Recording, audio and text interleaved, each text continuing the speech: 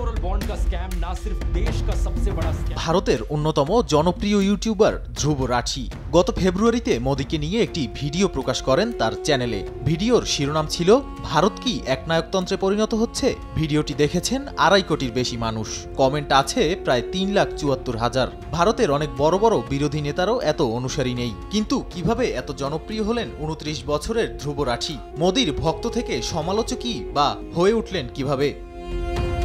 ফেব্রুয়ারি মাসে ইউটিউবে আপলোড করা সেই ভিডিওতে রাঠি বলেন, ভারতের নাগরিকরা ভোটের সময় বিভিন্ন দলের মধ্য থেকে প্রার্থী বেছে নিতে পারেন এবং কাকে ভোট দেবেন তা নির্ধারণ করতে পারেন, কিন্তু বাস্তবতা আরও জটিল বলেই মত দেন তিনি। প্রধানমন্ত্রী নরেন্দ্র মোদী সরকারের বিরুদ্ধে তুলে ধরেন দুর্নীতি, কথিত স্বাধীন প্রতিষ্ঠানের অপব্যবহার এবং গণতান্ত্রিক প্রক্রিয়ার বিলুপ্তির অভিযোগ।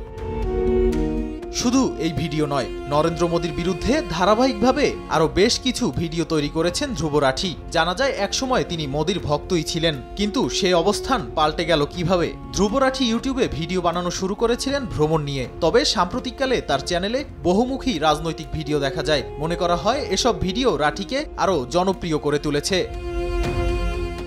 নগদে 500 টাকা বা তার বেশি পেমেন্টে পেতে পারেন ঢাকায় জমিসহ 20 কোটি টাকার পুরস্কার। 2011 সালে কংগ্রেস বিরোধী আন্দোলন শুরু হয় গোটা ভারত জুড়ে, এতে গা ভাসিয়ে দেন রাঠিও। এরপর 2014 সালে মোদীকে স্বাগত জানান তিনি, তবে এক বছরের মাথায় বিজেপি নিয়ে বদলাতে শুরু করে তার মনোভাব। ওই বছর দিল্লির শাসক দল আম আদমি পার্টি দুর্নীতি বিরোধী একটি হেল্পলাইন চালু করে, কিন্তু কেন্দ্র সরকার অর্থাৎ বিজেপি সেই হেল্পলাইনটি নিয়ন্ত্রণের পদক্ষেপ নেয়। মূলত ওই ঘটনার পরই নড়েচড়ে বসেন রাঠি। এরপর সরকারি নানা পদক্ষেপ প্রথমে তাকে করে তোলে বিজেপি বিমুখ, ধীরে ধীরে যা রূপ নেয় মোদী বিরোধিতায়।